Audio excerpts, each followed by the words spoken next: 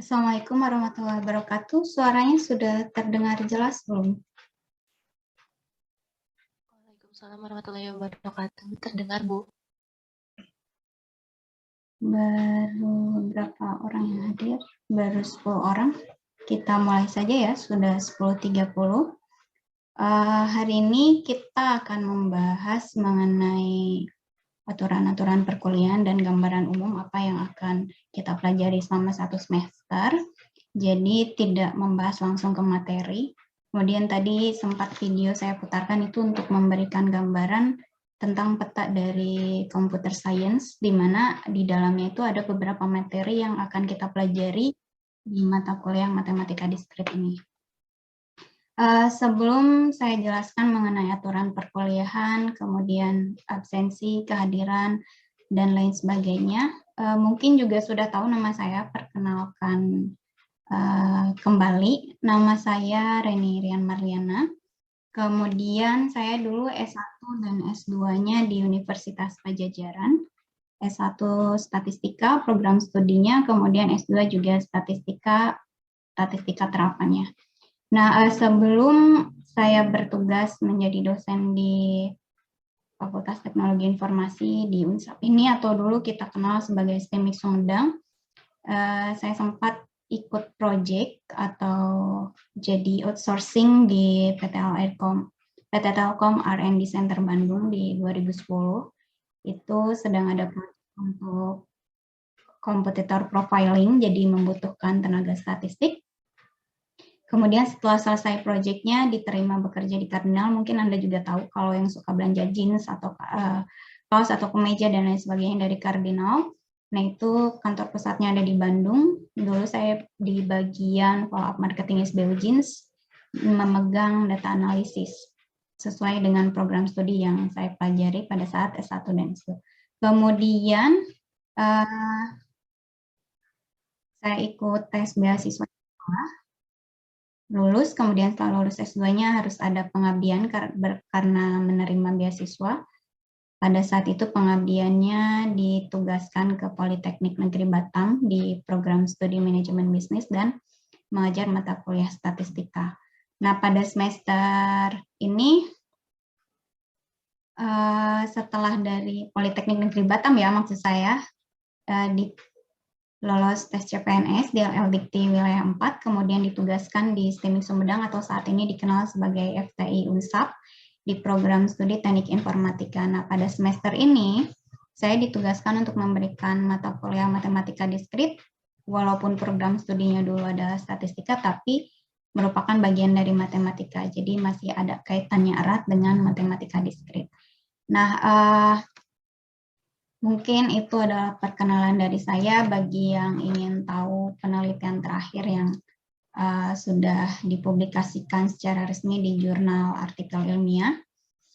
Itu bisa Anda akses di link yang sudah saya sediakan di PDF-nya, ada di sebelah kanan di sini, dan lain sebagainya. Jadi mungkin hanya sebagai informasi saja bahwa dosen itu tugasnya bukan hanya memberikan mata kuliah, tapi ada penelitian yang harus dipublikasikan, kemudian ada pengabdian masyarakat, dan lain sebagainya. Jadi kalau ada misalnya dosen ini sulit sekali dihubungi atau lain sebagainya, karena memang tugasnya bukan hanya mengajar saja, tetapi ada tugas-tugas lain, di mana tuntutannya jauh lebih berat dibandingkan dengan perkuliahan memberikan materi di kelas, dan lain sebagainya. Nah, hari ini yang akan saya sampaikan adalah mengenai poin penilaian dan aturan nilai akhir, kemudian aturan perkuliahannya nanti seperti apa, kemudian referensi yang kita gunakan untuk mata kuliah matematika diskrit ini apa saja, kemudian rencana pelaksanaan pembelajaran 1 semester ini nanti kita bahas tentang materi apa saja, gambarannya seperti apa, dan contoh aplikasinya seperti apa. Nah, ini adalah poin penilaiannya. Jadi, di mata kuliah ini, mungkin sama juga di mata kuliah yang lain, dosennya bukan saya, ada beberapa tugas yang dibagi dua. Yang pertama adalah tugas terstruktur, kemudian yang kedua ada tugas mandiri, kemudian nanti poin utama, bukan poin utama ya, maksudnya yang menjadi sorotan utama biasanya oleh mahasiswa itu adalah UTS dan UAS. Di mana di dalam tugas terstruktur ini nanti ada beberapa tugas, ada tugas terstruktur pertama, kemudian tugas terstruktur kedua, tugas terstruktur ketiga, dan seterusnya. Nah, nanti setiap tugas terstruktur ini dikerjakan secara individual, diberikan di beberapa minggu di pertemuan-pertemuan tertentu, nanti masing-masing akan memiliki nilai tugas terstruktur satu berapa, kemudian struktur kedua berapa, struktur ketiga berapa, nanti ini dirata-ratakan. Misalnya rata-ratanya di sini adalah 80. Kemudian ada tugas mandiri. Tugas mandiri ini nanti dalam bentuk kuis presentasi per kelompok mengenai artikel ilmiah dari hasil penelitian akademisi ataupun kalangan umum. Nanti ada 2, pertemuan keempat dan pertemuan ke-12. Sama nanti ada berapa nilainya dirata-ratakan, misalnya di sini dapat 70. Kemudian UTS misalnya di sini 60 atau di sini misalnya UAS-nya 80. Nah, nanti yang masuk ke dalam nilai akhir itu adalah 30% dari 80 ini. Kemudian 20% dari 70 ini, kemudian 20% dari 60 dan 30% dari 80. Jadi jangan sampai menyepelekan tugas terstruktur ini, misalnya ada 3 tugas atau ada 4 tugas yang dikumpulkan hanya 1, nanti itu akan memperkecil nilai rata-rata. Karena misalnya kan di sini tugas pertamanya ini misalnya 60, kemudian tugas yang keduanya 0, ketiga 0, keempat 0, nanti ini dirata-ratakan 60 dibagi 4. Bukan nilai rata-ratanya 60. Makanya ketika mahasiswa tugas terstrukturnya tidak lengkap, itu akan memperkecil nilai rata-rata ini. Kalau di sini misalnya 60 dibagi 4 itu kan hanya 10 sekian ya. Hanya 10. Dari 10 itu hanya diambil lagi 30%. 30% dikali 10 itu hanya berapa?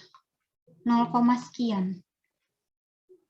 Jadi jangan sampai menyepelekan tugas terstruktur yang perharian ini, per pertemuan maksud saya. Kemudian tugas mandiri juga sama, ketika Anda misalnya kelompoknya hanya mengumpulkan satu tugas kuis, kemudian kuis yang lainnya tidak, misalnya di sini kuis pertamanya itu sangat tinggi, 90 misalnya. Kemudian kuis keduanya tidak mengikuti, nanti 90 ini tetap dibagi 2, 90 dibagi 2. 90 dibagi 2 ini adalah 90 ditambah dengan 0 dibagi dengan 2. Jadi jangan sampai menyepelekan salah satu tugas, karena memang itu adalah poin-poinnya. Dan dosen memberikan tugas itu bukan untuk memberatkan mahasiswa, karena ada yang namanya capaian pembelajaran mata kuliah yang merupakan turunan dari kualitas target kualitas lulusan yang ditetapkan oleh program studi ataupun universitas. Nah, kemudian nanti ini UTS diambil 20% dan UAS-nya diambil 30%. Nah, kemudian di mana letak kehadirannya? Kalau kehadiran tidak diperhitungkan, ngapain saya kuliah tiap hari gitu ya. Yang penting kan tugas masuk, kuis masuk, UTS masuk, UAS. Nah, di mata kuliah saya kehadiran itu merupakan bukan poin utama, tetapi yang dapat membantu kelulusan Anda. Jadi misalnya dari sini, sebentar supaya lebih jelas. Misalnya di hasil akhir di sini kita sudah dapat 30%, misalnya dari 60, kemudian ditambah dengan 20% dari tugas mandirinya, misalnya 70 rata-ratanya, kemudian ditambah lagi dengan 20% dari nilai UTS, 80, ditambah lagi dengan 30% dari nilai UAS-nya misalnya 70. Nanti misalnya hasil dari perhitungan ini hasil akhirnya adalah 65. 65 ini bukan nilai yang dimasukkan ke dalam sistem informasi akademik, tetapi nanti ditambahkan dengan nilai persentase kehadiran. Jadi nanti nilai akhir yang dimasukkan ke dalam sistem informasi adalah 65 ditambah dengan 10 dikalikan persentase kehadiran Anda. Jadi kalau Anda hadir 100%, hadir selama 16 pertemuan ini, nanti 65 ini ditambah dengan 10. Jadi hasil akhirnya nanti bukan 65, melainkan 75. Nah, ini nanti yang akan konversikan ke dalam indeks huruf A, B, C, D, E-nya. Jadi jangan menyepelekan kehadiran dan juga jangan menyepelekan tugas-tugas yang lain. Jadi jangan hanya mementingkan yang penting UTS masuk, UAS masuk. Ini sering sekali saya temui mahasiswa ini hadirnya pada saat UTS dan hadirnya pada saat UAS. Dari kehadiran saja dia kurang dari 50%. Kemudian yang ini sudah 0, ini juga 0, dia sudah kehilangan poin 50%. 50% dari hanya tes dan UAS saja ini sudah bisa Anda prediksi sendiri, memenuhi untuk nilai kelulusan yang minimal nilainya C. Paham ya? Kemudian kita lanjutkan. Itu untuk poin penilaiannya. Untuk kehadiran, saya tidak menyediakan absensi khusus. Jadi kalau sudah ada yang sudah akses ke e-learning itu kan ada tanda centang ya. Nanti centangnya itu otomatis muncul. Centang completion yang di ujung kanan ini. Nanti otomatis munculnya kalau Anda akses materi dan akses videonya atau akses link yang disediakannya. Jadi saya melihatnya aktivitasnya untuk kehadiran itu melihat aktivitas mahasiswa dalam mengakses, kemudian menyelesaikan setiap materi yang diberikan, kemudian ketepatan waktu dalam mengerjakan atau mengumpulkan tugas yang diberikan.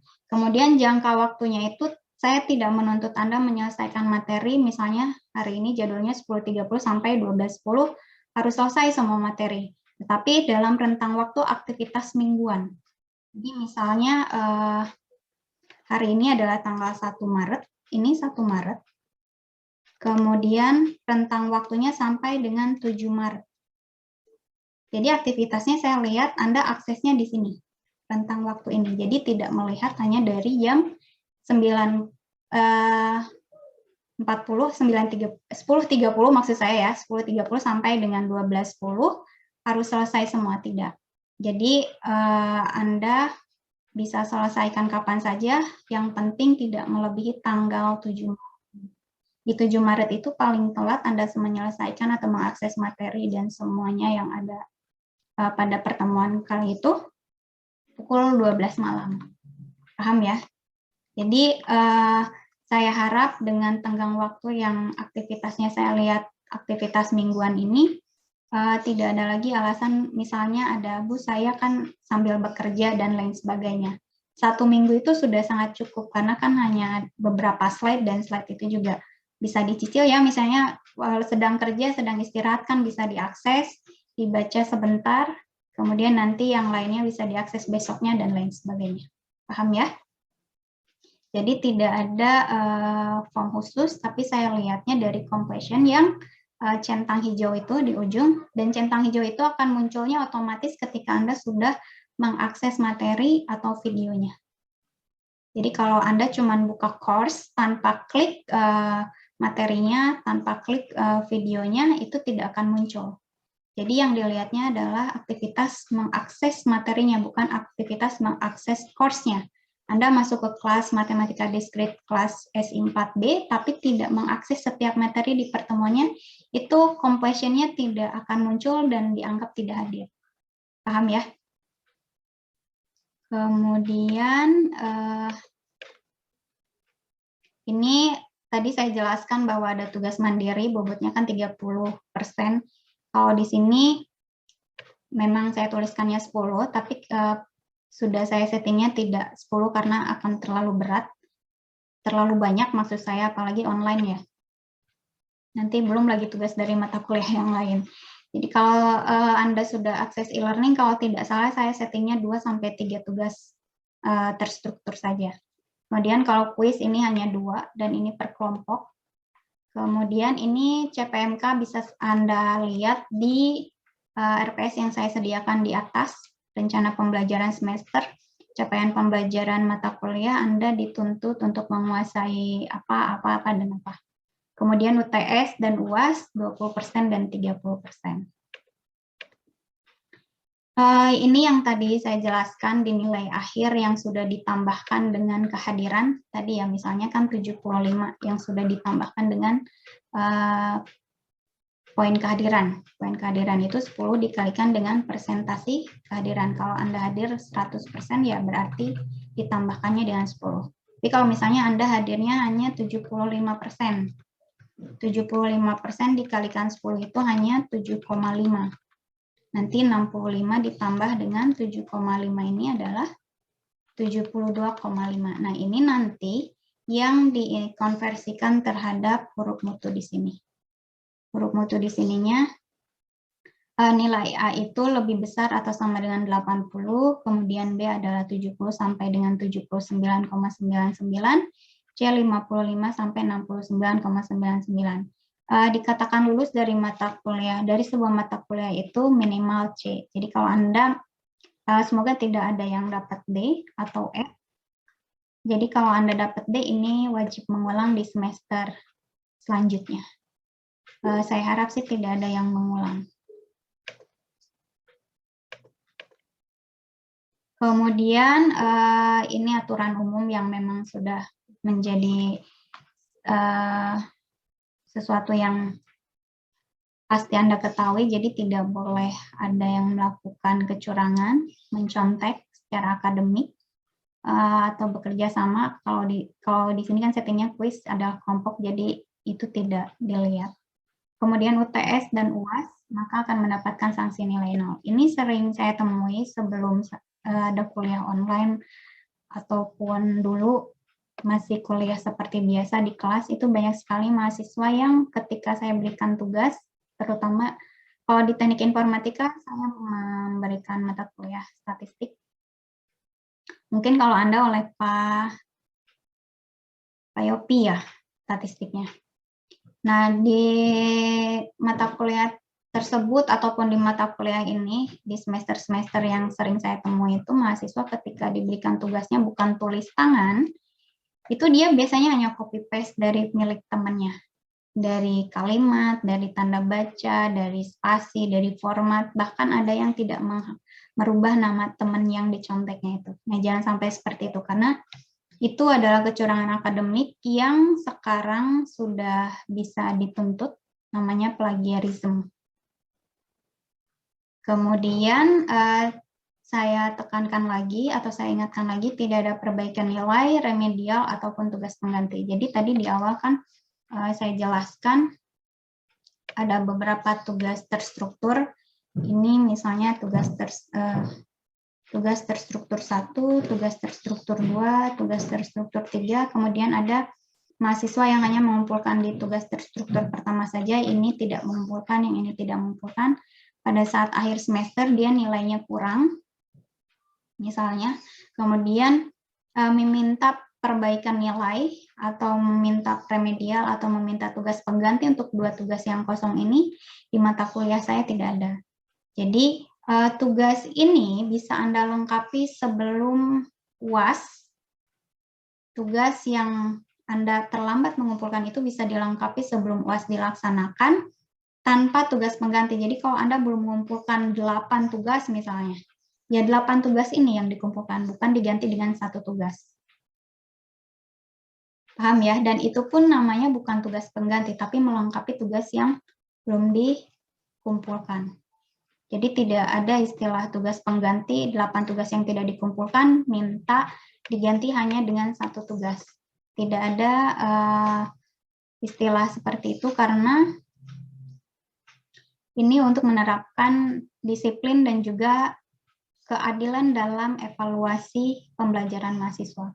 Jadi kalau sampai misalnya saya memberikan keringanan kepada 1 orang ini 8 tugas diganti dengan 1 tugas, nanti yang mengikuti perkuliahan selama 1 semester ini, ngapain saya capek-capek ngumpulin 8 tugas kalau bisa diganti 1 tugas? Seperti itu. Nah, kemudian ini adalah referensi wajibnya yang menjadi referensi utama. Ada matematika diskrit Rinaldi Munir, ini adalah dosen di ITB, di home-base-nya di Teknik Elektro ITB, Stay ITB. Kemudian bukunya bisa dibeli di mana saja, banyak, di online juga banyak. Kemudian referensi wajib yang lainnya adalah Kenneth Kak Rosen, ini bukunya berbahasa Inggris, bisa Anda download langsung di link yang sudah saya sediakan di sini. Jadi tinggal diklik di download, kemudian video pembelajaran yang saya sediakan di learning itu ada di channel YouTube saya, Anda bisa akses di atas sudah disediakan ya playlist untuk matematika diskrit. Bisa Anda periksa misalnya di e-learning karena belum bisa diakses, misalnya Anda ingin coba pelajari terlebih dahulu bisa ke link YouTube ini. Yang di e-learning kenapa aksesnya sesuai dengan minggu? Karena tadi untuk kehadiran. Melihat aktivitas mingguannya. Kemudian ini referensi pendukungnya, ada berbahasa Inggris semua. Bisa Anda download di link-link ini. Jadi kalau Anda ingin membaca lebih banyak lagi tentang materi matematika diskrit sebagai pendukung, bisa dari beberapa rekomendasi dari saya ini ada 7. Bisa langsung diklik, kemudian nanti tinggal di-download. Ini e-resources namanya, dan e-booknya free. Kemudian ada pertanyaan sebelum dilanjutkan?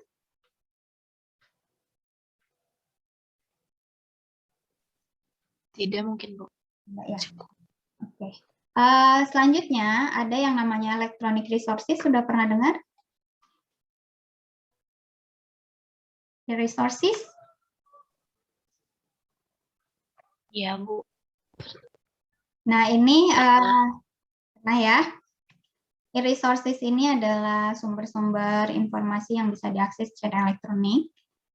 Nanti mungkin Anda kan ada tugas mandiri ya, yang tadi kuis 1 dan kuis 2 secara kelompok, di mana presentasi kelompok ini nanti saya minta untuk evaluasi dari sebuah artikel ilmiah atau hasil penelitian dari seorang akademisi yang dipublikasikan ke jurnal-jurnal tertentu dengan tema tertentu.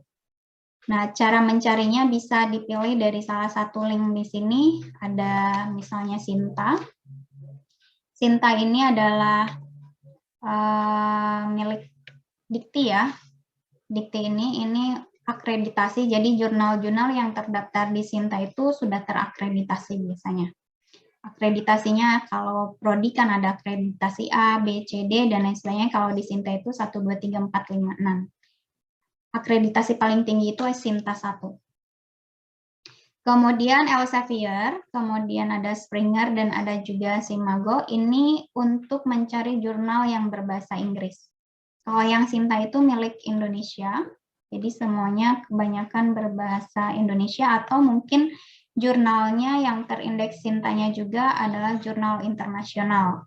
Tapi publishernya di Indonesia, Universitas di Indonesia itu bisa juga berbahasa Inggris. Kemudian kalau yang tadi misalnya saya berikan link untuk download ebook, itu adalah ebook dari beberapa link di sini bisa Anda cari. Kemudian ResearchGate dan Google Scholar. Ini tergantung keywordnya dalam bahasa Inggris atau dalam bahasa Indonesia. Jadi kalau keyword yang Anda ketikkan di Google Scholar ini bahasa Indonesia, keluarnya banyaknya referensi dari berbahasa Indonesia. Sama dengan ResearchGate juga. Ini mungkin juga akan sangat Anda butuhkan pada saat nanti penyusunan skripsi, karena skripsi itu referensinya lebih diutamakan dari sebuah jurnal dibandingkan dengan sebuah buku atau sebuah e-book. Jadi bisa Anda cari dari beberapa link di sini. Nah, kemudian ini adalah rencana materi-materi yang akan kita bahas selama 1 semester ini. Di minggu ini atau pertemuan ini kita bahas tentang aturan perkuliahan, referensi, dan lain sebagainya. Itu inisialisasi dan gambaran umum dari matematika diskritnya. Kemudian minggu depan itu jadwal PTM, tapi kita masih melihat kondisi apakah bisa tetap dilaksanakan PTM atau tidak. Kebetulan juga saya akan di luar kota, bukan di Sumedang, jadi melihat juga kondisi di sini seperti apa. Nanti ketua kelasnya sudah hadir belum? Hadir, Bu. Gilang ya? Iya. Nanti WhatsApp ke saya, nomornya, link WhatsApp-nya kan sudah ada di learning. Jadi kalau ada pengumuman, selain saya sampaikan di learning, saya sampaikan juga ke ketua kelasnya. Baik, Bu. Nah, ini minggu depan kita bahas himpunan, kemudian minggu ketiganya relasi, minggu keempat presentasi kelompok, kemudian minggu kelima kita bahas tentang foksi. Sebenarnya himpunan, kemudian relasi, kemudian fungsi ini sudah sering Anda temui di matematika di SMA atau SMK atau di kalkulusnya di semester 2 ya, untuk sistem informasi kalkulusnya. Jadi 3 materi ini sebenarnya hanya mengingatkan kembali, tetapi nanti objeknya lebih ke objek-objek diskrit sesuai dengan mata kuliahnya, matematika. Nah, selanjutnya minggu ke-6 kita bahas tentang induksi matematika. Nanti gambaran tentang induksi matematika itu seperti apa. Kombinasi real juga nanti pertemuan ke-8 kita ujian tengah semester, dan itu di e-learning online. Kemudian minggu ke-9 kita bahas aljabar bulan. Minggu ke-10 juga tetap masih aljabar bulan. Kemudian minggu ke-11 kita bahas graf, ke-12 kita kuis lagi. Kuis kedua presentasi kelompok lagi. Kemudian minggu ke-13 kita bahas graf lagi. Kemudian nanti kita bahas pohon. Pohon bukan pohon hidup ya. Kemudian kita bahas tentang kompleksitas algoritma, dan nanti minggu ke-16 kita ujian akhir di e-learning juga. Kemudian ini juga sudah Anda bisa lihat setting pembelajaran selama 1 semesternya seperti apa. Minggu pertama kan Zoom, kemudian minggu depan kalau tidak ada halangan atau tidak ada kendala, kita pembelajaran tatap muka di kelas. Kemudian minggu ketiganya e-learning, minggu keempatnya kita Zoom meeting untuk presentasi kelompoknya. Nah, kemudian minggu ke-5 sampai dengan ke-7 nanti bisa dicek kapan jadwal full day learning, kapan Zoom meeting, kapan tatap muka terbatas, sampai dengan pertemuan ke-16-nya. Kemudian kalau sudah bisa akses ke sini berarti sudah gabung ke e-learning. Ini hanya untuk mengingatkan lagi, wajib gabung di e-learning. Kemudian Zoom meeting-nya sudah disediakan linknya, tinggal diklik sesuai dengan aksesnya. Sampai di sini ada yang ingin ditanyakan? Tidak ada? Kalau Tidak, Bu. Ada ya. Kalau tidak ada, kita bahas mengenai gambaran umum dari materi yang akan kita bahas. Jadi matematika diskrit ini adalah mata kuliah dasar yang akan membantu Anda untuk dapat mampu mengikuti mata kuliah yang lain. Contohnya mata kuliah algoritma, membahas algoritma itu kan langkah-langkah pemecahan masalah yang diterjemahkan ke dalam programming biasanya. Kemudian struktur data, kemudian basis data. Basis data itu erat kaitannya dengan materi relasi dan fungsi, kalau tidak salah. Kemudian otomata dan teori bahasa formal, ada jaringan komputer, keamanan komputer, sistem informasi, dan teknik kompilasi. Jadi matematika diskrit ini mata kuliah dasar sehingga memang yang banyak dibahasnya adalah rumus-rumus dasarnya, bukan ke aplikasi langsungnya, karena nanti aplikasi langsungnya itu dibahas di mata kuliah khususnya. Apakah di algoritmanya, apakah di basis datanya, atau di sistem operasinya, di teknik kompilasinya, dan lain sebagainya. Kemudian matematika diskrit ini adalah cabang matematika yang mengkaji objek-objek diskrit. Ada yang masih ingat diskrit dan kontinu apa bedanya? Sudah belajar kan di kalkulus atau di statistiknya? Diskrit itu tidak berhubungan atau bersambungan ya, Bu? Ya, contohnya seperti apa, Lin?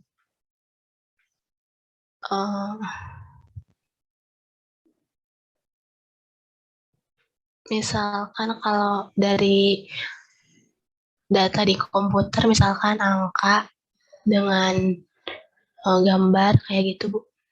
Ya, betul. Nah, tadi temannya betul. Jadi yang disebut dengan objek diskrit itu yang tidak bersambungan. Kemudian data, contohnya data angka, data gambar, dan lain sebagainya. Jadi kalau di matematika itu ada yang namanya ini diskrit. Kemudian ada yang namanya kontinu. Ini tipe data. Kalau diskrit itu ditulisnya 1,2,3 dan seterusnya. Jadi ada berapa orang, ada berapa pohon, ada berapa buah, ada berapa buku, dan lain sebagainya. Itu bisa dihitung. Jadi counting, kalau continue itu hasil mengukur ada alatnya, meteran, timbangan, dan lain sebagainya, sehingga dituliskannya dia dalam bentuk interval. Jadi kalau di kalkulus Anda temui 0 misalnya sampai dengan 100. Nah ini beda utamanya. Jadi kalau matematika diskrit itu khusus membahas tentang data-data yang bisa kita sebut sebagai bilangan-bilangan bulat. Jadi tidak ada komanya, tidak ada. Kalau di sini kan ada 0,5, ada 0,7, ada 2,5, dan seterusnya. Nah, itu bedanya. Jadi, matematika diskrit itu lebih fokus ke objek-objek diskrit, di mana yang dimaksud dengan objek-objek diskrit tadi sudah disampaikan oleh temannya. Itu adalah sejumlah berhingga elemen berbeda yang elemennya tidak bersambungan. Nah, tadi contohnya, karena kan Anda masuk ke sistem informasi atau juga sama di teknik informatika atau di manajemen informatika, pasti akan berhubungannya dengan sistem-sistem di komputer atau sistem-sistem di program atau di software. Sehingga nanti yang akan Anda temui itu data yang diolahnya itu data yang diolah oleh komputer, yaitu datanya bisa dalam bentuk data angka, kemudian data karakter, data suara, data gambar. Kalau data angka sudah pasti, kalau Anda buat program kan misalnya di minimarket dan lain sebagainya, scan yang masuknya itu kan angka. Kemudian data karakter kalau Anda Google search, itu kan cari misalnya tulisnya Google atau misalnya temanya tentang matematika diskrit. Ini adalah data karakter. Atau Anda masuk login ke media sosialnya, karakter, username-nya karakter, kemudian password-nya juga karakter. Data suara atau digital, sama seperti sekarang saya bicara nyampe ke Anda, itu data suara, digital. Audio, kemudian data gambar, misalnya Anda pengen cari gambar di internet, di Google Search-nya juga masuk, di data gambar nanti ada istilah, mungkin Anda kenal nanti ya, di tingkat-tingkat selanjutnya ada image processing, kemudian ada natural language processing, dan lain sebagainya. Jadi ketika Anda ketikkan di Google Search, misalnya saya pengen cari angka 6, yang muncul itu gambarnya gambar 6, yang macam-macam. Nah, ini tuh ada prosesnya untuk memunculkan gambar angka 6 yang bermacam-macam tersebut. Biasanya melalui proses bisa natural language processing atau bisa image processing tadi. Paham ya? Kemudian, nah ini. Karena berhubungan dengan komputer, jadi saya contohkan yang berhubungan dengan digital. Kalau Anda selfie, Anda foto, dan lain sebagainya, fotonya Anda lihat, Anda zoom, nanti dia akan blur dan munculnya kotak-kotak seperti ini. Semakin di zoom, semakin terlihat jelas kotak-kotak seperti ini. Ini akan semakin lihat kotak-kotak seperti ini. Nah, kotak-kotak ini disebut sebagai pixel, di mana pixel ini adalah elemen diskrit dari sebuah gambar yang merupakan representasi titik terkecilnya dari sebuah gambar yang diukur per inci. Nah, kalau nanti Anda misalnya baca natural language processing atau image processing dan lain sebagainya, ini salah satu contohnya dari gambar ini nanti dia membuat sebuah titik koordinat. Titik koordinat ini nanti direpresentasikan dalam bentuk matriks. Jadi ketika Anda Google search tulisan karakter 6, tapi pada saat klik yang gambar munculnya angka 6 semua. Itu prosesnya panjang sebenarnya. Jadi ada dari titik koordinat direpresentasikan terhadap matriks, nanti apakah gambar yang dimunculkannya sesuai dengan yang dicari atau tidak, ada proses perhitungannya panjang. Nanti kalau Anda pelajari di natural language processing atau image processing dan mata kuliah yang lain.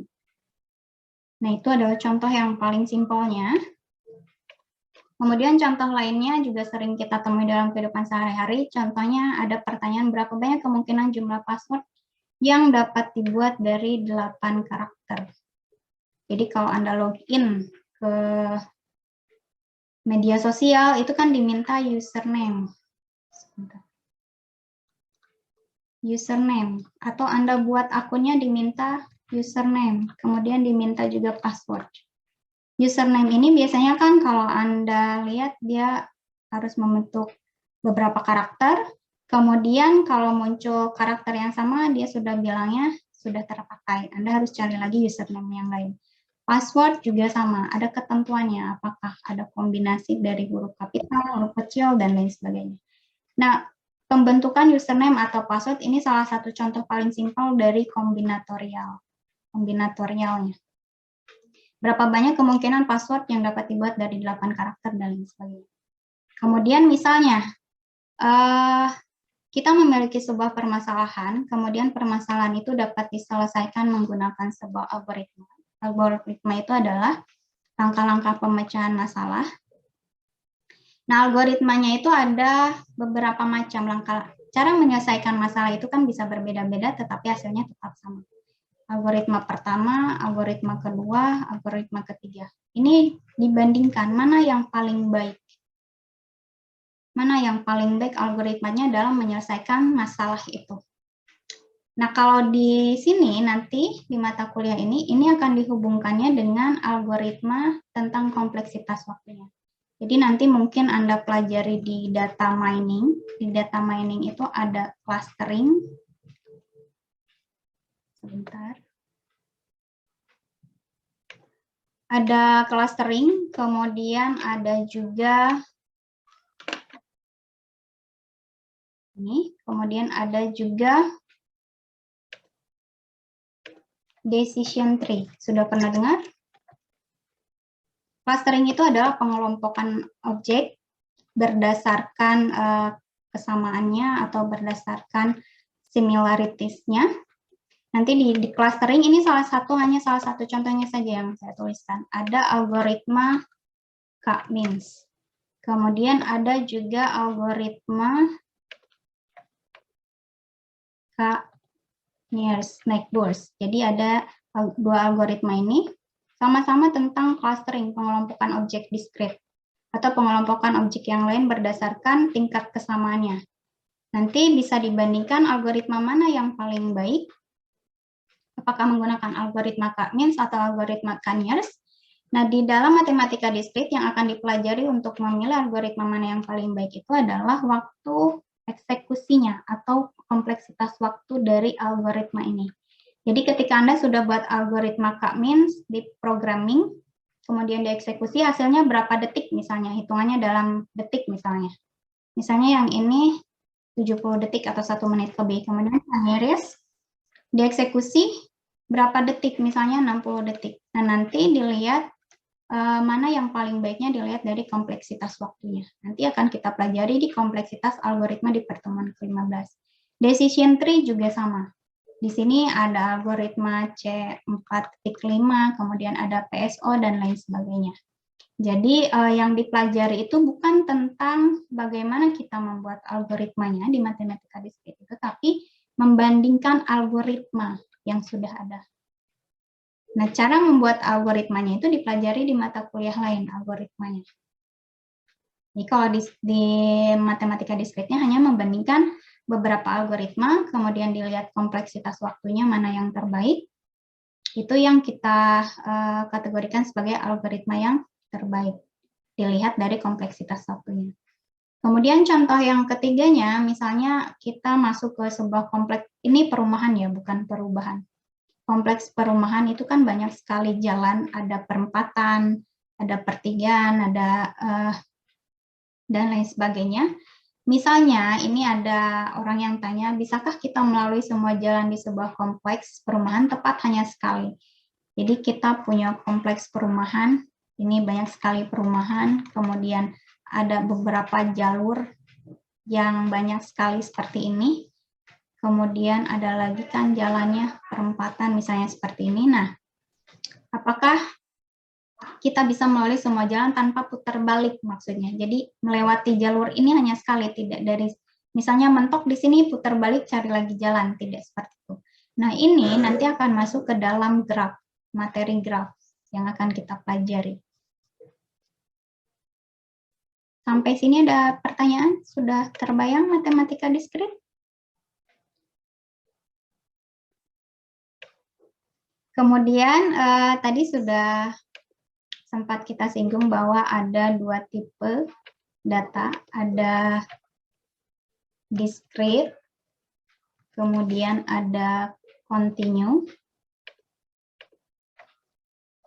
Ini hanya gambaran saja. Kemudian dari data itu nanti ada logikanya. Ini Anda Mungkin sudah Anda pelajari di logika informatika, harusnya sudah. Atau mungkin sedang akan dipelajari semester ini. Kemudian nanti ada pembuktian. Pembuktian itu ada analisis algoritma yang salah satunya tadi kompleksitas algoritma, kemudian teori number tidak dipelajari di matematika diskrit, kemudian relasi, ini yang akan kita pelajari, counting sudah jelas. Counting ini biasanya dihubungkan dengan probability dan seharusnya sudah dipelajari di statistiknya di semester lalu ya, kalau tidak salah. Kemudian graph atau trees, yang tadi sedikit saya singgung. Nah, kemudian mungkin ini juga harus diingat lagi oleh Anda, nanti bulan kita pelajari kembali, bulan itu ada biasanya ditulis dengan 0 dan 1 atau true or false. Nah, kalau di Excel kan biasanya kalau ada yang if, else, then, dan lain sebagainya itu ada karakter di ujungnya, true or false. Nah, itu sebenarnya dasarnya dari bulan. Kemudian ada integer, ini simbolnya diingat kembali, bilangan rasional, bilangan real. Kemudian di kalkulusnya mungkin sudah, bukan mungkin, pasti sudah dipelajari, ini tanda kurung tutup dan kurung buka harus diingat lagi. Ada kurung siku, ada kurung biasa. Kalau kurung siku itu ada tanda sama dengannya. Seperti ini. Kalau kurung biasa seperti ini tidak ada tanda sama dengannya. Kemudian nilai absolut, diingat lagi ada floor dan ceiling, nanti dipelajari kembali. Kemudian perpangkatan ini pasti sudah ditemui di kalkulus dan lain sebagainya, logaritma, kemudian mod, nanti dipelajari dan lain sebagainya. Nah, kemudian notasi sigma dan notasi perkalian produk. Jadi kalau di kalkulus mungkin pasti sudah belajar integral ya. Bilangan itu ada yang menggunakan sigma, ada yang menggunakan integral. Kalau sigma ini digunakan untuk objek diskrit. Kalau integral digunakan untuk objek kontinu. Sama maknanya adalah menjumlahkan. Jadi apa yang Anda pelajari di dalam kalkulus yang menggunakan integral, kemudian di kalkulus yang menggunakan sigma itu adalah penjumlahan untuk data yang beda tipenya. Kalau sigma itu untuk data diskrit, yang tadi tidak bersambungan, kemudian kalau integral itu kontinu. Jadi integral A sampai dengan B, seperti ini.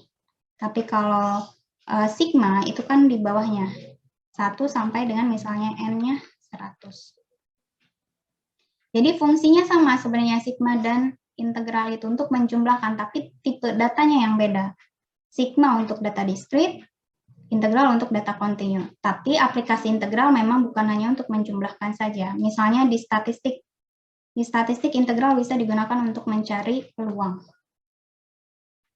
Kalau Anda sudah di statistiknya, kalau sudah belajar tentang distribusi normal, itu cara mencari peluangnya dia menggunakan integral karena datanya data interval atau kontinu. Jadi ada komanya. Nah, kalau sigma ini seharusnya sudah dipelajari ya. Di dalam statistik itu belajar digunakan juga untuk mencari peluang.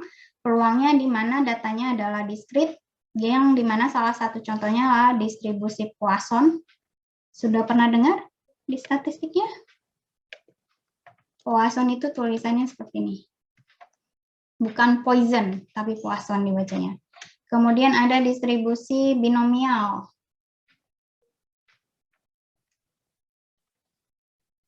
Ini hanya mengingatkan kembali saja. Jadi perbedaan di sini sigma dan perkalian.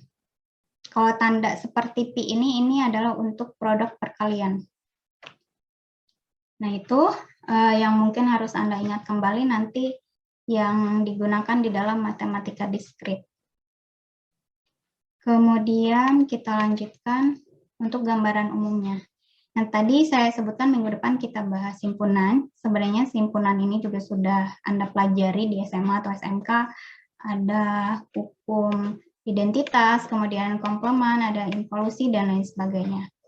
Himpunan ini sebenarnya dekat sekali dengan kita. Kita punya buah-buahan di rumah, namanya himpunan buah-buahan. Kemudian misalnya kita lihat kumpulan hewan, contohnya di sini yang saya tunjukkan adalah kumpulan gajah, disebut himpunan gajah. Kemudian transportasi yang kita temui sehari-hari itu banyak sekali, ada motor, ada beca, kemudian ada misalnya delman, ada kereta, ada pesawat, ada kapal, ada mobil, dan lain sebagainya, itu adalah himpunan moda transportasi. Nah, namun moda transportasi ini kalau Anda kelompokkan lagi menjadi beberapa himpunan, kan ada moda transportasi darat, laut, udara. Ada moda transportasi tradisional, ada moda transportasi sudah modern. Nah, itu juga termasuk himpunan. Atau yang paling dekat sekali dengan mahasiswa. Kalau dulu namanya Senat, sekarang BEM. Nah, itu juga himpunan. BEM, universitas, BEM fakultas, BEM prodi, kemudian UKM radio, dan lain sebagainya, itu juga adalah sebuah himpunan.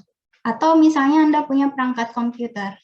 Di dalam komputer itu banyak sekali elemen-elemen yang tidak bersambungannya, itu maksudnya objeknya ya, bukan aliran listriknya atau sistem di dalamnya.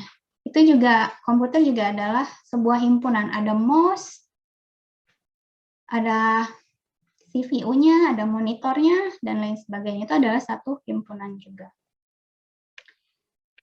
Nanti yang akan kita pelajari adalah mengingat kembali tentang hukum-hukum identitas dan operasi di dalam himpunannya. Kemudian, yang kedua, kita bahas tentang relasi.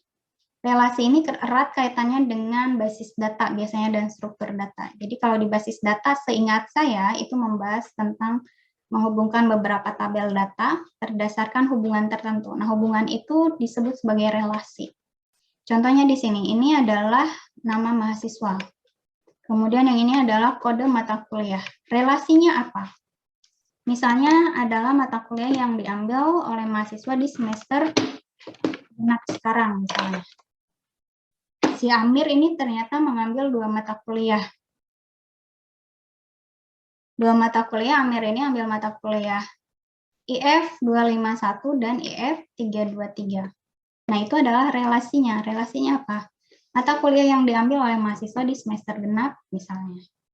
Kemudian Budi mengambil 2 mata kuliah IF 221 dan IF 251. Cecep hanya mengambil 1 mata kuliah IF 323. Nah, itu adalah sebuah relasi.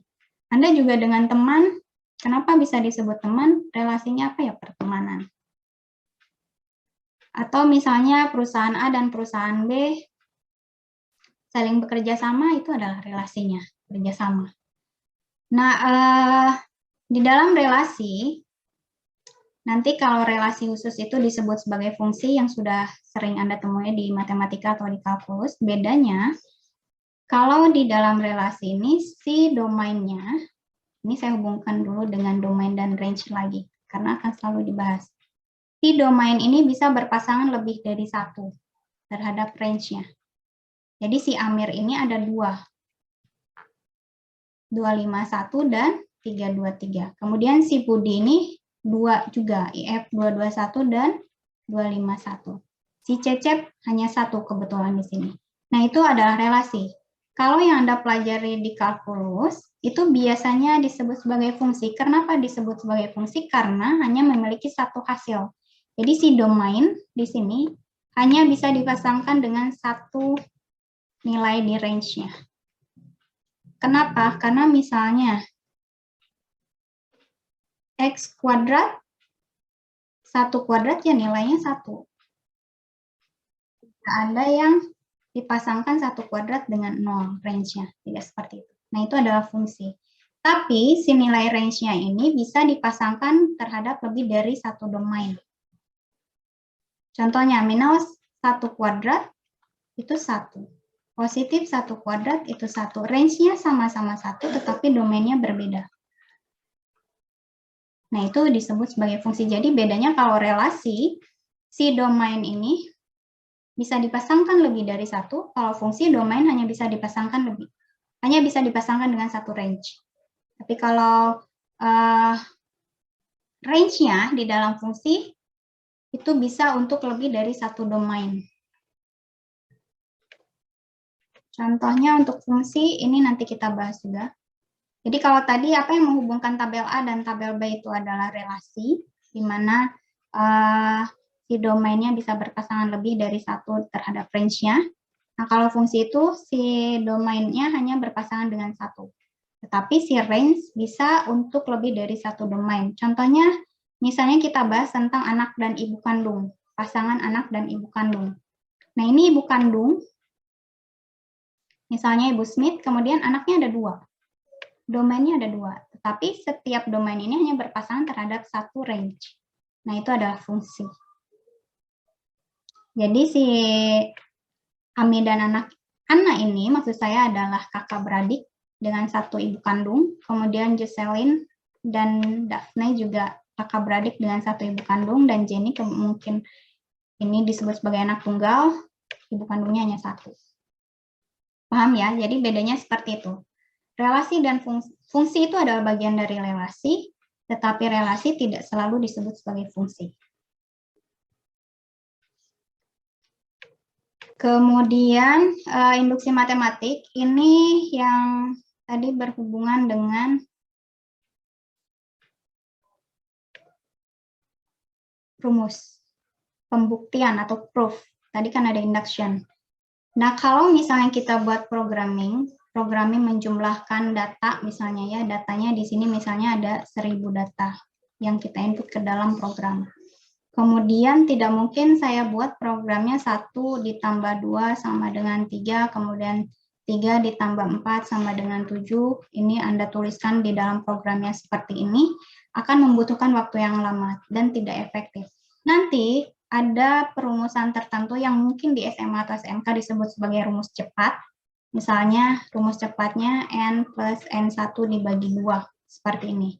Nah, ini yang diinput ke dalam programnya adalah rumus ininya, tidak ditulis satu persatu seperti ini.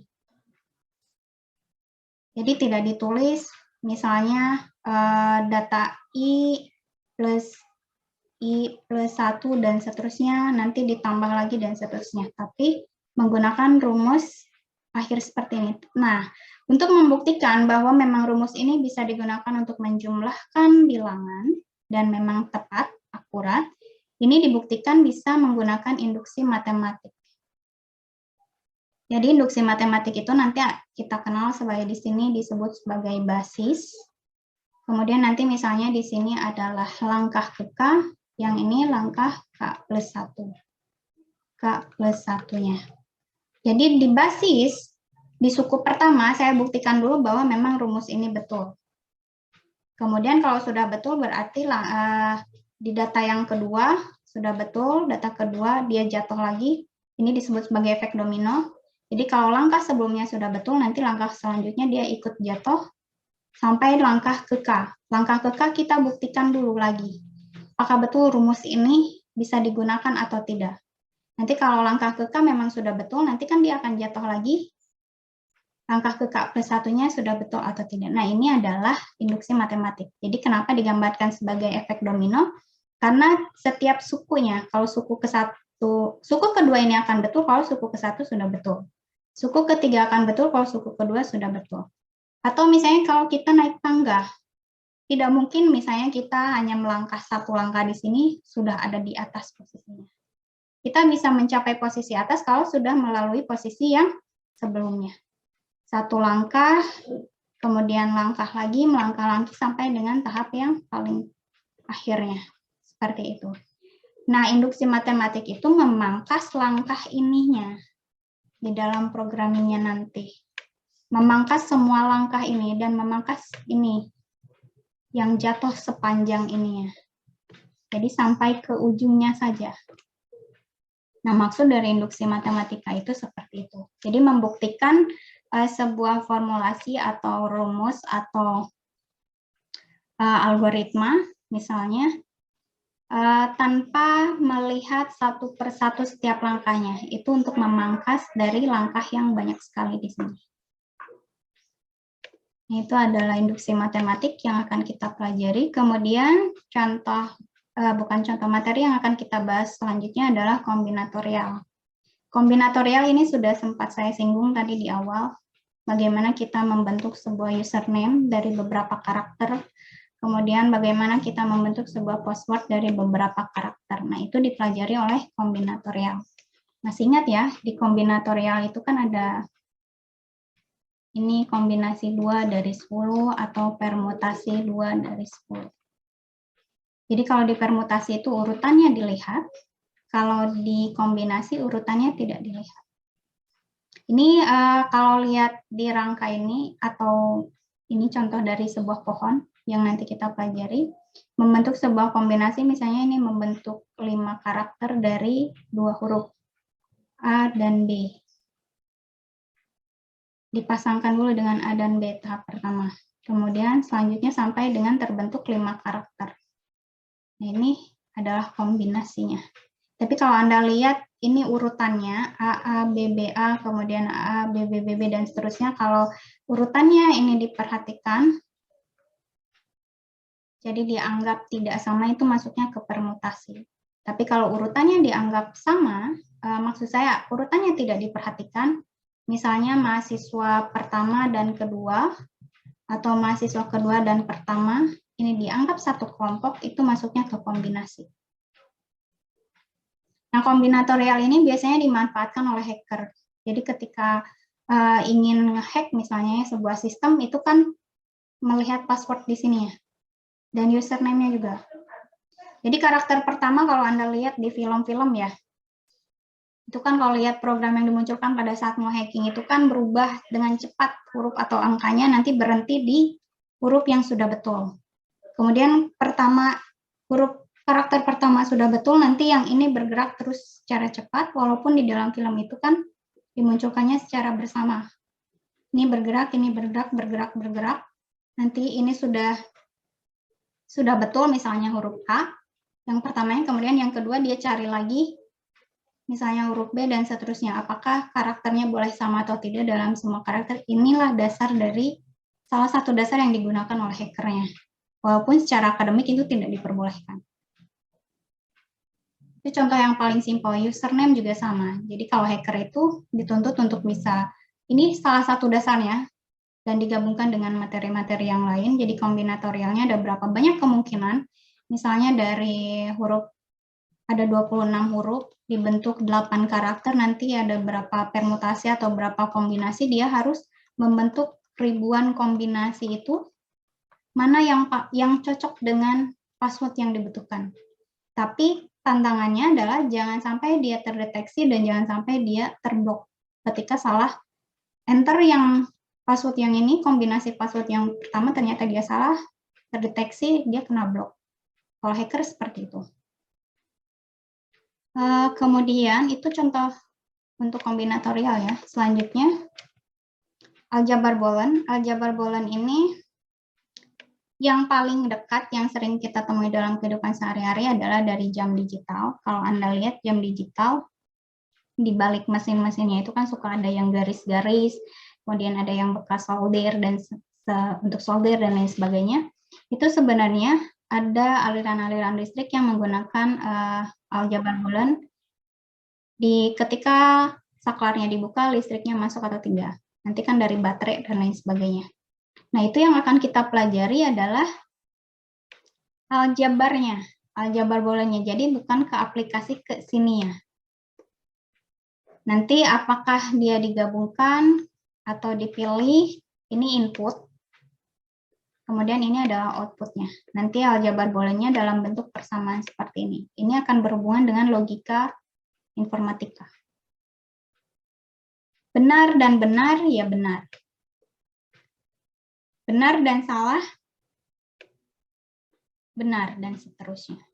True or false, dan lain sebagainya. Jadi ada kombinasi logika informatikanya. Nah, ini adalah contoh rangkaian listrik yang menggunakan ini simbol-simbol secara aljabar booleannya. Tanda seperti ini, tanda panah seperti ini, dan seterusnya. Kemudian graf. Tadi sempat saya contohkan adalah jalur di perumahan. Apakah kita bisa melewati jalurnya hanya satu kali tanpa putar balik sampai dengan ketemu jalan keluar dan lain sebagainya. Nah, kalau di sini ini dicontohkannya adalah titik distribusi bantuan. Misalnya titik distribusi bantuan di Kabupaten Sidoarjo. Nanti bisa Anda lihat di artikelnya milik Nuril Lutfi kalau ingin lebih jelas. Nah, ini titik-titik distribusi ini nanti di dalam graf disebut sebagai simpul. Kalau ini kan dipindahkan misalnya lebih jelas, ini adalah graf jelasnya. Nah, titik-titik ini adalah simpul yang berwarna-warna ini. Cara mewarnai simpulnya juga nanti kita pelajari. Jadi ada pewarnaan simpul. Kemudian di dalam graf juga nanti kita bisa pelajari jalur yang paling pendek, lintasan yang paling pendek. Jadi misalnya kita ingin menentukan jalur pendistribusian kemana dulu nih yang paling dekat. Misalnya titik utamanya adalah dari simpul pertama ini. Antara kedua dan ketiga mana jalur yang paling pendek. Nanti di yang ketiga, karena di sini tidak ada lagi cabang, bisa langsung ke 4. Nah, kalau yang misalnya kita pilih ke jalur yang kedua. Jalur yang kedua ini ada beberapa cabang. Nanti lihat lintasan yang paling pendeknya yang mana pendistribusiannya. Ternyata misalnya ke 5. Nanti yang di 5 juga lintasan yang paling pendeknya kemana dulu. Seperti itu. Ini juga sebenarnya pasti kalau Anda cari alamat atau cari lain sebagainya itu lihat mana jalur yang paling pendek atau mau keluar kota, lihat kalau di Google Maps ya, biasanya tunjukannya kan jalur tercepat dan lain sebagainya. Itu juga sebenarnya adalah aplikasi dari pewarnaan graf atau dari graf untuk lintasan terpendeknya. Kemudian pohon ini sebenarnya simpel dari silsilah keluarga atau dalam struktur organisasi.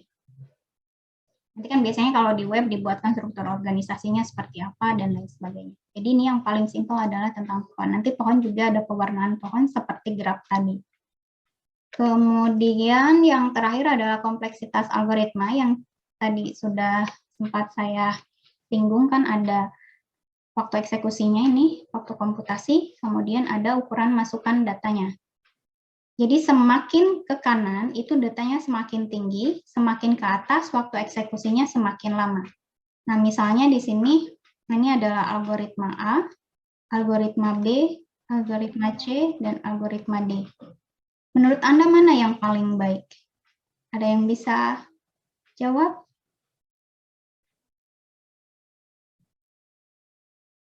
Mana yang paling baik?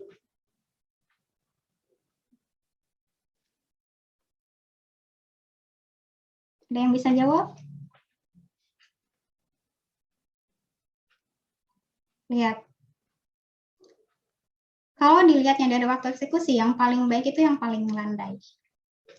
Di sini ukuran datanya 40. Kalau Anda tarik garis ke atas, seperti ini. Yang algoritma lama sekali, dia masih ke atas lagi. Lebih dari 1 hari. Kemudian yang ini, yang B, Anda tarik lagi, sama, lebih dari 1 hari. Yang C, dia ada di 1 menit lebih. Tapi kalau yang D, ada di bawah 1 menit. Ya, kalau dilihat dari waktu eksekusinya, berarti algoritma D yang paling baik. Dari waktu eksekusinya, nanti kita pelajarinya cara menghitung kompleksitas waktunya seperti apa. Karena tidak hanya dilihat dari waktu eksekusi, tapi dari banyaknya operasi yang dituliskan dalam programmingnya atau dalam algoritmanya. Operasi perkaliannya, operasi penjumlahannya, dan lain sebagainya. Nah, itu adalah gambaran umum dari apa yang akan kita pelajari selama 1 semester ini. Ada pertanyaan? Tergambar apa yang akan dipelajari? Jadi, saya ingatkan lagi, yang kita pelajari itu bukan ke aplikasinya, tetapi dasarnya. Kalau ke aplikasinya nanti dipelajari di mata kuliah lain, yang lebih ke aplikasinya. Kalau di matematika diskrit adalah dasar-dasarnya. Tadi misalnya yang saya tonjolkan adalah hacker untuk mengkombinasikan password. Kalau yang kita pelajari adalah rumusan kombinasinya dan rumusan dari permutasinya. Seperti itu. Jadi bukan langsung ke aplikasinya, tetapi dasar-dasarnya. Karena nanti semakin berkembang di mata kuliah yang mengarah ke aplikasinya. Ada pertanyaan?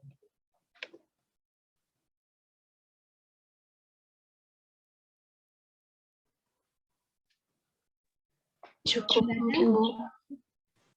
Oke, kalau tidak ada, satu lagi yang ingin saya sampaikan di e-learning. Ini biasanya karena saya lupa menyampaikan, banyak yang bingung. Jadi kalau di e-learning itu kan tadi sudah saya sebutkan, nanti dia muncul aksesnya, completion-nya seperti ini. Kalau sudah Anda akses materi ini, materi ini. Nah, untuk video, khusus untuk video, karena setting dari e-learning-nya itu adalah open link, bukan play video. Jadi Anda harus klik ini. Klik linknya nanti dia terhubung ke YouTube-nya. Jadi kalau Anda play di sini, klik play, berapa kalipun Anda menyelesaikan materi videonya di sini, ini completion-nya tidak akan muncul seperti ini. Tapi harus open link-nya. Jadi setting di e-learning-nya seperti itu. Setting e-learning default-nya ya, maksud saya bukan saya yang setting harus dimasukkan ke YouTube, tapi setting di learning-nya, link-nya diklik, baru nanti dia akan muncul completion di sini. Nah, itu yang akan saya rekap sebagai kehadiran adalah centang-centang ini. Ini adalah dianggap hadir. Jadi, dan centang muncul ini tidak saya tuntut dalam 1 hari selesai, tetapi dalam 1 minggu, yang tadi saya sampaikan tentang waktu 1 minggu. Jadi materi hari ini misalnya ada beberapa orang yang tidak mengikuti Zoom meeting yang belum bisa mengakses ini ya, misalnya itu masih tetap bisa diakses sampai dengan Senin minggu depan tanggal 7 Maret. Nanti kalau sudah muncul ini juga tetap akan bisa diakses sampai kapanpun yang ini. Hanya memunculkan tanda ininya yang dibatasinya sesuai dengan aktivitas mingguannya. Jadi materinya kalau sudah bisa diakses seperti ini akan bisa diakses sampai kapanpun. Jadi bukan hanya sampai hari Senin minggu depan bisa diaksesnya, itu bisa diakses sampai kapanpun. Yang dibatasinya adalah kapan mulai bisa diaksesnya dan kapan terakhir bisa memunculkan completion-nya. Kalau materi tetap akan bisa diakses. Jadi walaupun misalnya Anda minggu ini tidak menyelesaikan materi, itu tetap akan bisa diakses, tetapi completion-nya saja yang tidak akan muncul, karena dianggap tidak hadir. Jadi Anda aksesnya misalnya 2 minggu, setelah minggu ini, itu bisa diakses, tetapi completion-nya tidak akan muncul.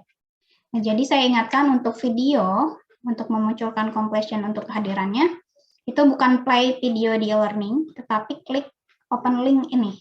Klik linknya, baru akan muncul completion yang tanda centang hijaunya. Nah, jadi absensinya saya lihatnya, saya ingatkan lagi dari completion di sini. Nanti akan terlihat mahasiswa kapan aksesnya, berapa kali mengakses, dan lain sebagainya. Paham ya? Ada pertanyaan? Sebelum saya tutup materi hari ini sampai di sini yang bisa saya sampaikan. Untuk informasi minggu depan apakah akan dilakukan tetap PTM atau tidak, saya lihat kondisi dulu karena selain kondisi di STIMIK-nya kebetulan kan, bukan STIMIK maksud saya di lembaga, kebetulan kan beberapa minggu lalu itu banyak yang terinfeksi, makanya di kampus juga agak sepi. Jadi saya tidak mau ambil resiko nanti Anda pulang bawa oleh-oleh buat orang tua, apalagi sepuh yang punya riwayat penyakit. Mungkin fisik kitanya yang masih muda itu masih kuat, tapi nanti ke orang tua yang sudah sepuh di rumah itu yang membahayakannya. Jadi saya lihat dulu kondisi nanti apakah tetap dilaksanakan PTM atau tidaknya. Ditambah lagi saya bukan di Sumedang, di luar, yaitu di Kuningan, jadi lihat juga kondisi di Kuningannya seperti apa. Saya juga tidak mau membawa oleh-oleh ke kampus, nanti menginfeksi Anda, pulang ke rumah, bawa oleh-oleh yang tidak menyenangkan. Ya, jadi jangan sampai berpikiran, malas banget nih dosen-dosen ke kampus, karena kita memikirkannya seperti itu skemanya. Ke mahasiswanya masih fisiknya masih kuat, belum punya riwayat penyakit apapun, itu biasanya kan tidak terlalu gejalanya, tidak terlalu berat, tapi kalau misalnya Anda pulang ke rumah, bawa oleh-oleh, ada sepuh di rumah yang udah usianya dan punya riwayat penyakit, itu yang takutnya seperti itu. Jadi bisa disebut carrier atau lain sebagainya. Semoga semuanya kita diberikan kesehatan. Tidak ada pertanyaan?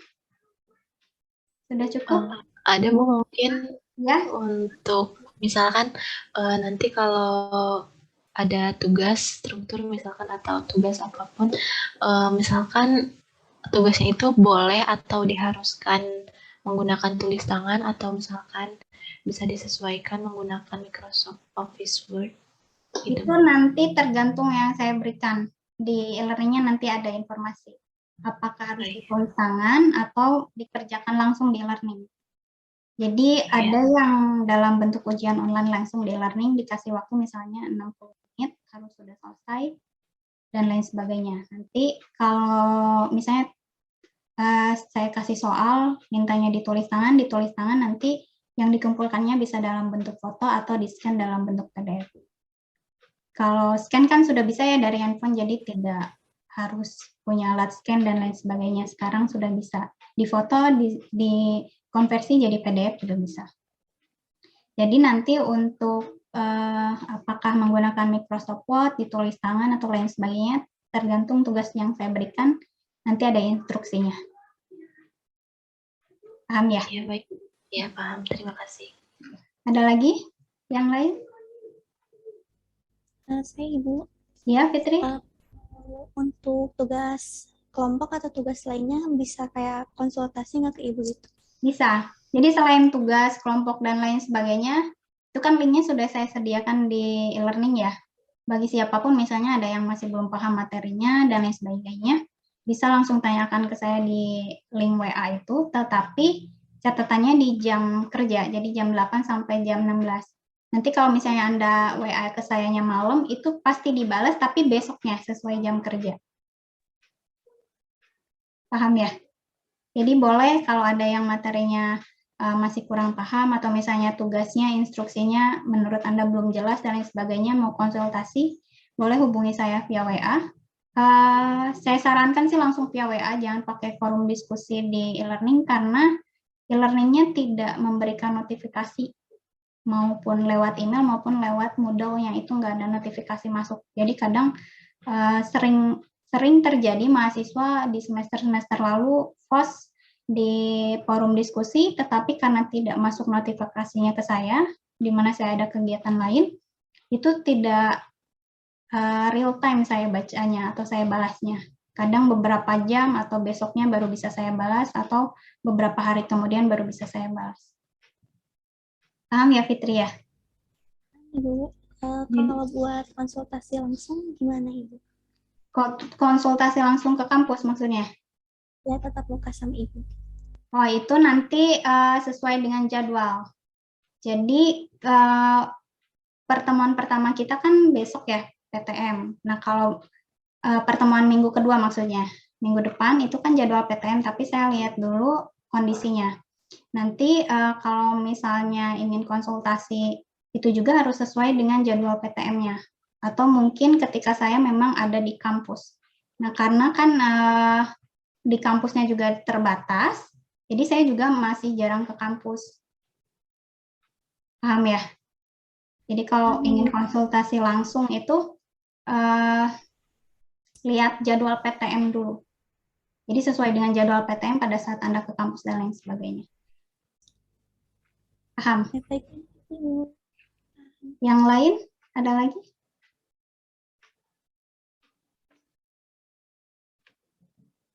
Tidak ada, ketua kelasnya jangan sampai lupa ya, ketua kelas ataupun perwakilan WA ke saya untuk saya save nomornya. Jadi kalau ada pengumuman, tidak hanya saya sampaikan di learning, bisa lebih cepatnya kan bisa via WA, karena tidak semuanya on standby di e-learning gitu. Ketua kelasnya tadi siapa, Galih? Gilang, Bu. Oh, Gilang ya. Jangan lupa ya, nanti kirim WA supaya bisa saya save nomornya. Baik, siap, Bu. Oke. Kalau tidak ada lagi pertanyaan, pertemuan hari ini sampai di sini. Semoga selalu diberikan kesehatan. Semoga minggu depan kita bisa bertemu tatap muka, tidak ada kendala di Sumedangnya ataupun kendala di kota saya di Kuningan. Saya akhiri. Wassalamualaikum warahmatullahi wabarakatuh.